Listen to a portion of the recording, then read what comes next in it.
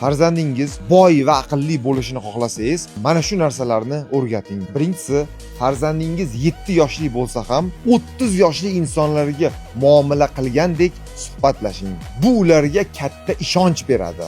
Ikkinchisi, barcha kichik foydali amallari uchun podarka sovg'a emas, naqd pul mukofot bering. Shunda u pul bilan muomala qilishni o'rganadi. Uchinchisi, hech qachon uni qo'shni bola bilan solishtirmang. To'rtinchisi, agar o'g'il farzandingiz bo'lsa, ko'p erkalanib ketmasligi uchun ko'proq fizikiski ish buyuring va xatolarini qattiq urishib turing. O'z hayotimdan aytaman, yoshligimda dadam meni urib turar edi.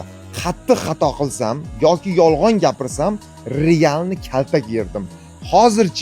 Hozir otamga mingdan ming rahmat deyman. Videoni kimga yuborish yaxshi bilasiz-a?